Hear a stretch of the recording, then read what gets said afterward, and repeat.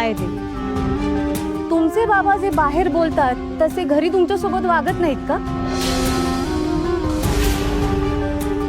त्यांच्याच घरची मिसळ आणि त्यांनाच चव ओळखता आली नाही, याचा अर्थ काय समजायचा?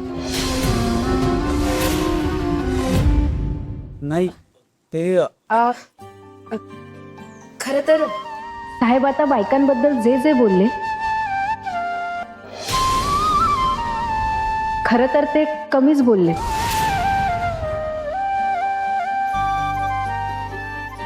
साहेब बायकांना खूप मान देतात, खूप सन्मान देतात.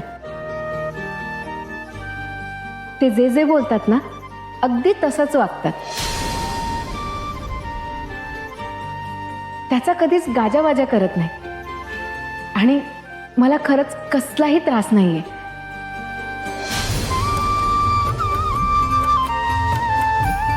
एवढ्या मोठ्या घरात मला जो पाठिंबा मिळालाय ना, खरं तर तो कुठेही मिळाला नसता. साहेबांनी मला कायम प्रोत्साहन दिलंय.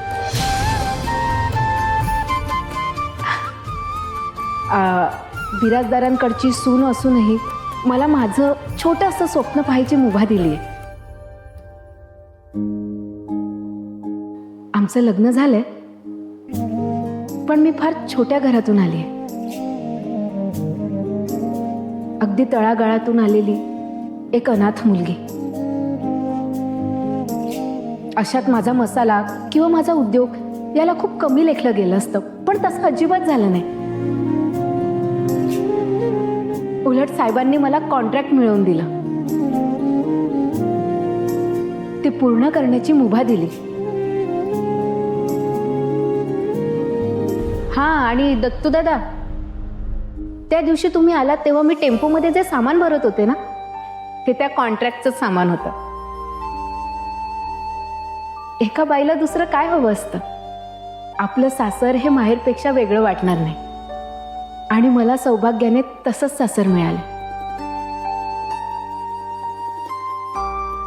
आणि आपल्याच घरी आपण 2 कामं जास्त केलीत तर मोलकरीण नाही ना होत दत्तू दादा.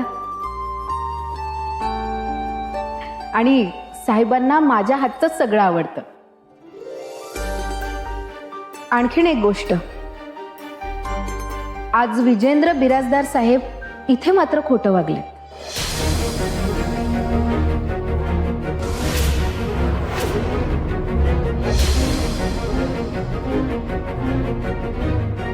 ते म्हणालेत त्यांना चव माहिती नाहीये.